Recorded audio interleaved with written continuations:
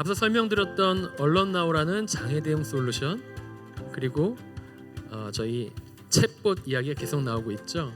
챗 GPT 이야기가 나오고 있죠. 헬프나우라는 제품으로 저희가 챗봇을 딜리버리하고 있습니다.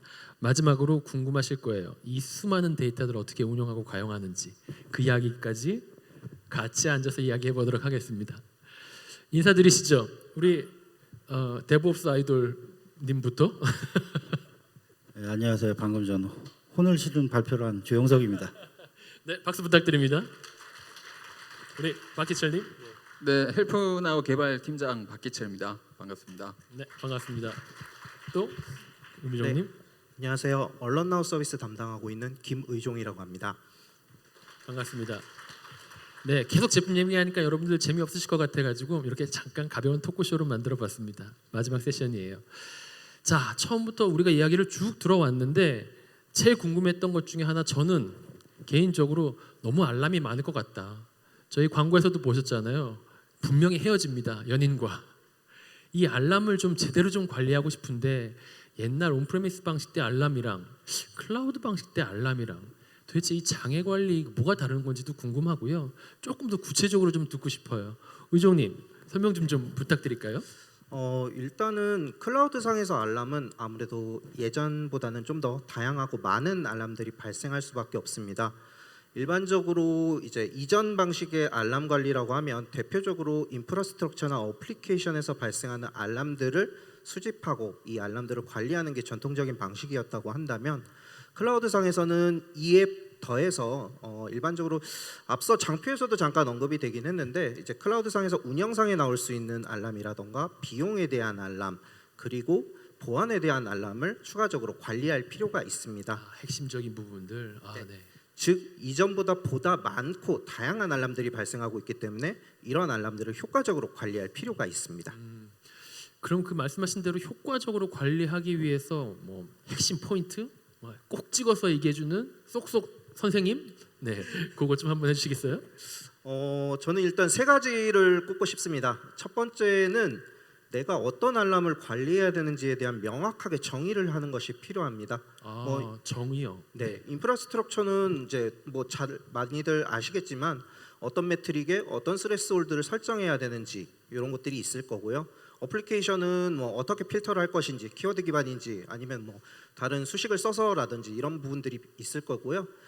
비용에 대한 부분은 내가 어떤 비용을 알고 싶고 관리하고 싶고 알람으로 관리하고 싶은지, 이런 부분들이 중요한 부분일 거라고 생각합니다.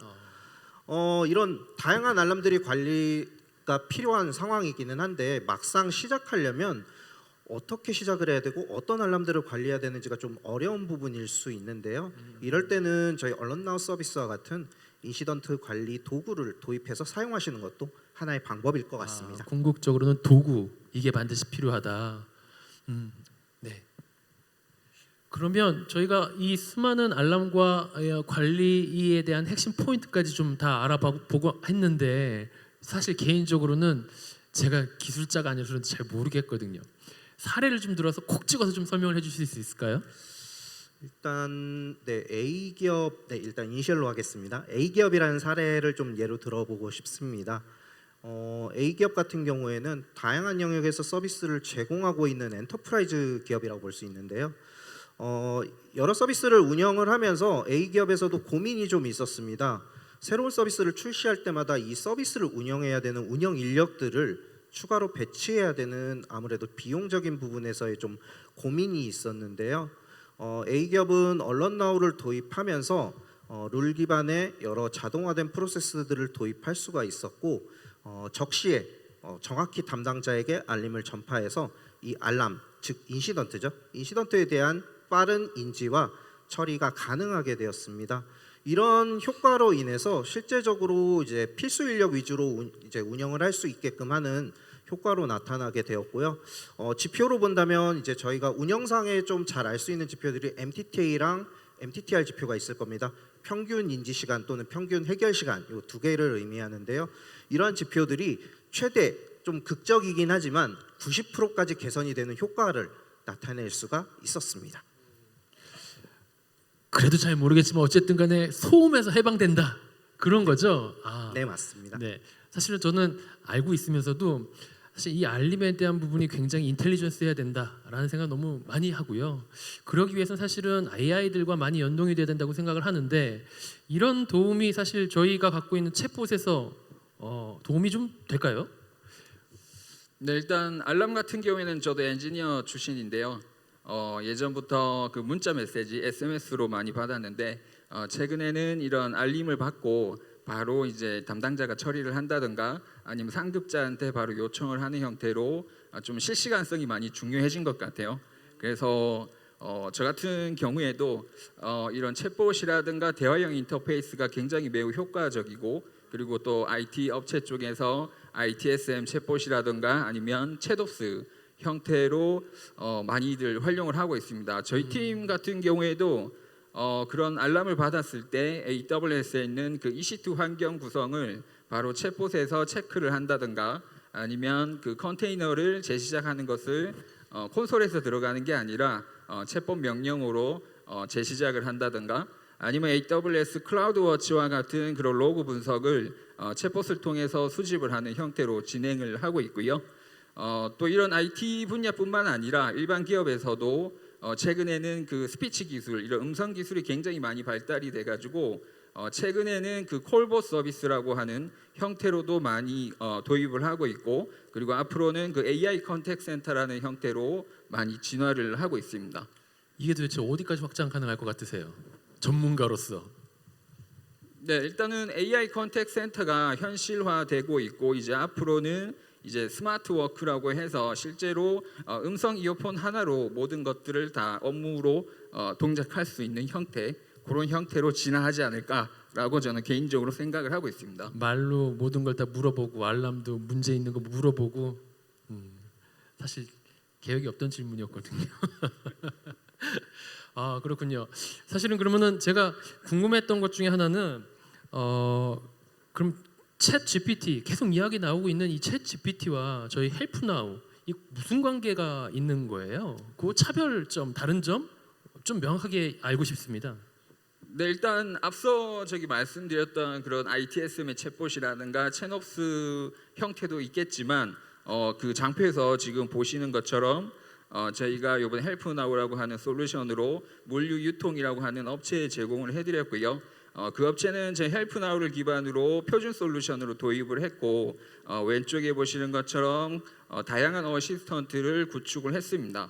그래서 예전처럼 사일로 형태로 그렇게 SI 형태로 어시스턴트를 구축을 하는 게 아니라 이제 고객 기업에 있는 각 부서에 있는 담당자들이 저희 헬프나우에 로그인을 해서 즉시에 저희가 제공하고 있는 그 시나리오 빌더라고 하는 노코드 기반으로 어시스턴트를 구현을 하고 바로 배포할 수 있는 그런 장점이 있습니다. 지금 사실 헬프나우 관련돼서 저희 오전에 기자회견을 했었는데 기자분들도 굉장히 관심을 많이 갖더라고요. 왜냐하면 그 챗 GPT가 만든 오픈 AI 회사가 마이크로소프트한테 100억 달러를 투자를 받으면서 구글을 이기는 거 아니냐 막 이런 얘기 나오면서 아무래도 기자들이 너무너무 궁금해해요. 저희가 그러면 챗 GPT가 버전업 될 때마다 이것들을 다 적용시켜 가지고 여기다가 다 녹여낼 수 있다. 그리고 사실 뭐 어떤 형태의 챗봇 엔진이든 모델이든 갖다 녹여낼 수 있다는 말씀이신 거죠? 네, 일단은 그 챗 GPT가 다들 아시겠지만 그 오픈 AI에서 만든 그 언어 모델이고요. 초고대 언어 모델이고 그런 언어 모델을 저희 헬프나우가 사용을 해서 AWS라든가 GCP에 있는 그런 렉스라든가 다이얼로그 플로우 그리고 스피치 기술을 이제 합해서 고객들한테 이제 통합으로 제공을 하는 게 저희 헬프나우라고 하는 솔루션이고요. 최근에 저희가 이 보이스 게이트웨이라는 것을 자체적으로 개발을 해서 이런 스피치 기술하고 그리고 GPT 그리고 AWS라든가 GCP에서 제공하고 있는 그런 NLU 엔진을 결합을 해서 헬프나우 AI 콜이라고 하는 그런 서비스를 런칭을 했는데요. 저희 이 헬프나우 AI 콜을 도입을 하게 되면 이제 고객사들은 AI 기술 인력도 채용을 할 필요 없이 그리고 또 별다른 투자 없이 저희 헬프나우 AI 콜을 이용을 하면 그러한 AI 기술을 바로 도입을 할 수 있는 그런 큰 장점이 있는 SaaS형 소프트웨어입니다. 네. 애기 낳는데 홍보 좀 하세요. 어떻게 쓸 수 있는 거예요, 이거? 그래서 저희가 이제 요거가 이제 2월 3일 날 저희가 런칭을 할 건데요. 다들 아시겠지만 네이버 AI 콜도 있겠지만 저희 헬프나우라고 하는 AI 콜은 경쟁사 대비 굉장히 자연스러운 대화가 가능하고 그리고 SaaS 형태로 제공을 하고 있기 때문에 고객사가 직접적으로 인프라 투자 없이 로그인해서 담당자가 시나리오를 만들고 콜봇을 바로 도입을 할 수 있는 그런 상품이고요. 나중에 저희가 데모 체험 페이지를 구현을 해서 한번 보여드릴 건데요. 실제로 자기가 전화를 한다든가 아니면 그쪽에 전화번호를 입력을 하면 저희가 인바운드하고 아웃바운드로 가상 상담원이 본인한테 전화를 하는 그렇게 해서 대화를 할 수 있는 그런 체험 페이지를 오픈할 계획입니다. 네. 곧 오픈됩니다. 사실 며칠만 있으면 저희 opsnow.com 사이트에 들어오셔가지고 경험해 보실 수 있으세요. 생각보다 이 헬프나우가 시장의 반응이 되게 뜨겁습니다. 가서 커스터마이징도 좀 유연하기도 하거니와 고객들이 바로바로 이렇게 대응이 된다는 걸 사실 잘 모르시는 분들이 좀 많이 계시더라고요. 좀 놀랬거든요. 여러분들 일단 체험하실 수 있는 시간들을 바로 저희가 준비를 해드릴 테니까 내일부터예요? 내일 모레부터인가요? 네, 2월 3일. 네, 2월 3일부터. 네. 네, 저희 웹사이트에 들어오셔서 한번 경험해 보셨으면 좋겠습니다. 좋아요. 도대체 우리가 지금 얼마나 많은 제품 이야기를 하고 있는 건가요? 처음부터 계속 제품 이야기를 합니다. 그리고 4천여 고객사 이야기를 하고 있어요. 수많은 고객사들의 데이터가 그럼 어쨌든 간에 저희가 쌓여 있다는 얘기인 거네요. 제가 사실은 궁금한 거는 이 데이터를 다 어떻게 운영 관리할 것인지 저장까지는 알겠어요. 근데 실제로 활용하기 위해서 어떻게 분석하고 어떻게 저희가 이것들을 활용하기 위한 준비를 하는 처리를 하는지 이런 부분이 되게 궁금한데 사실은 저희가 보유하고 있는 제품 중에 IoT Ops라는 제품의 백엔드 그리고 opsnow 360 전체의 백엔드에는 커다란 데이터 레이크가 있습니다. 그게 IoT Ops라는 이름으로 여러분들한테 소개가 되고 있는데요. IoT Ops 이야기 좀 하고 싶어요. 네, 저도 하고 싶어요. 또 등장하셨습니다. 잠깐 이야기 좀 해주시죠. IoT 옵스 개발 팀장도 제가 맡고 있는데요. 그 옵스나우 360은 아까 뭐 초반부터 계속 하는 얘기가 결국은 데이터라는 얘기잖아요. AWS 인벤트도 그렇고 데이터라는 얘기인데 옵스나우 360의 모든 데이터의 백엔드는 데이터 레이크를 구성하는 것은 IoT 옵스라는 저희 데이터 솔루션으로 구성되어 있고 거기서 다 수집되고 올랩이 돌고 BI가 돌고 AI ML이 돌아서 다시 옵스나우 360 엔드유저한테 인사이트로 돌아가는 그런 구조로 되어 있다고 보시면 됩니다. 저 가운데 보이는 게 빅데이터 플랫폼. 네, 맞습니다. 왼쪽으로 보이는 아이들이 IoT 관련한 그렇죠. 예. 디바이스 레이어들인 네, 거죠. 맞습니다. 뭐가 붙던지 간에 붙을 준비를 하고 있는 상태인 거죠.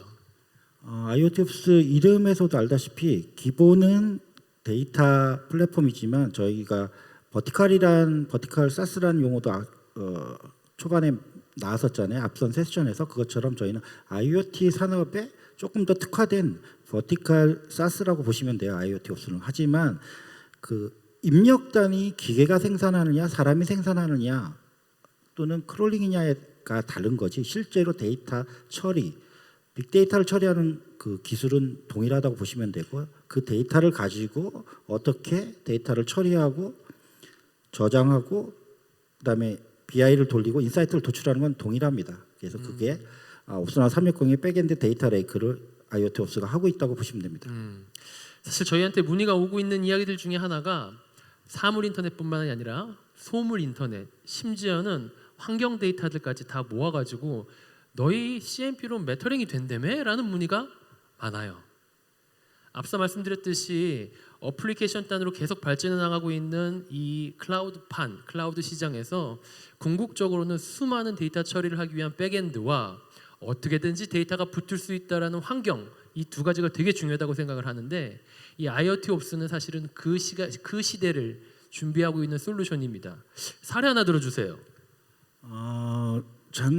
재작년 정도에 왜 백신 이슈 엄청 많이 있었잖아요. 백신 이슈가 되면서 뭐가 있었냐면 질병청에서 관리 규정을 내렸어요. 그 백신이 특정 온도를 벗어나서 몇 시간 이상 유통되면 백신이 폐기돼야 되거든요. 그래서 질병청에서 어떤 관리 감독이 나왔냐면 콜드체인하고 연결되는 냉장 유통하고 연결된 내용인데 백신이 유통 과정에서 특정 스레스홀드 온도 값을 벗어나지 않았다는 걸 증거로 제출해야 돼요. 한번 광주 쪽 질병청에서 그 사고가 한번 났던 걸로 크게 그게 몇 시간 이상 상온에 노출된 백신이 발견이 돼서 난리가 났던 적이 있었죠. 그러면서 갑자기 뜬 게 IoT 스마트 온도계 습도계였어요. 그래서 그거를 하시는 대표님이 제가 컨퍼런스에서 만났는데 서로 주제 발표를 하다가 제가 이 IoT 옵스라는 걸 만들고 있고 뭐 하다는 얘기를 듣고 그렇게 갑자기 고객사가 폭증하고 데이터가 폭증하면서 굉장히 그 하드웨어는 자신은 당연히 그거 하는 회사니까 근데 IT 분야의 빅데이터 전문가는 사실 아니시거든요.